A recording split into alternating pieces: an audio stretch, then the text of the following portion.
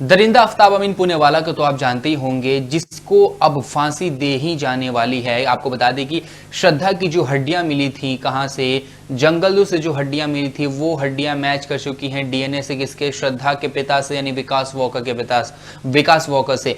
अब ये कंफर्म होने वाला ही है कि अब आफ्ताब को फांसी हो के रहेगी, उसे फांसी अब नसीब होने वाली है। इसी बीच जब ये खबर आफ्ताब के पास पहुंची कि उसे फांसी होने वाली है, तब आफ्ताब के पसीने छूट गए।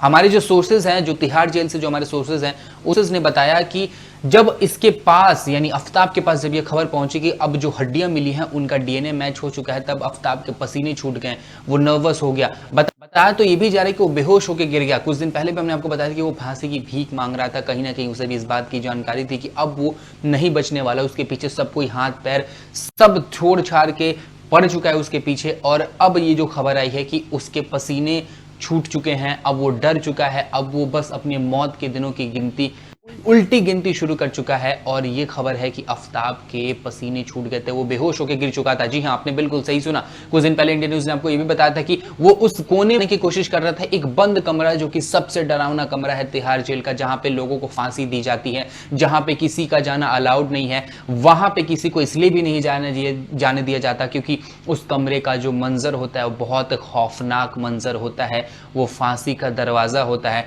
उस दरवाजे के बाहर मौत लिखी होती है, उस दरवाजे के ऊपर भी मौत लिखी होती है। उस दरवाजे के आसपास जाने की कोशिश कर रहा था आफ्ताब। उससे लोगों से पूछा करता था कि आखिर ये क्या है, ये इसे क्यों साफ किया जा रहा है, आखिर इसकी मरम्मत क्यों की जा रही है। आपको बता दें कि जब भी फांसी होती है तब तब उस कमरे को साफ किया जाता है, तब तब जल्लाद को फोन किया जाता है, तब तब जहां से रस्सी बनती है, पंजाब से शायद रस्सी बन के आती है, पंजाब फोन किया जाता है, तो पंजाब भी फोन किया गया था। रस्सी बनने की भी तैयारी हो चुकी थी। अब बस तैयारी इस बात की है, बस एक चीज बची हुई है कि बस आफ्ताब के खिलाफ जितने भी सबूत हैं उनको कोर्ट में पेश किया जाए और आफ्ताब को फांसी के फंदे तक पहुंचाया जाए जल्द से जल्द। ये सबकी मांग है और ये मांग अब पूरी होगी, क्योंकि पुलिस के पास एक पुख्ता सबूत पहुंच चुका है। और वो सबूत है, वो मिली हड्डियां, जो मेहरौली के जंगलों से जो हड्डियां मिली थी, उन हड्डियों का जो डीएनए है वो मैच कर चुका है। किसके साथ वो मैच कर चुका है?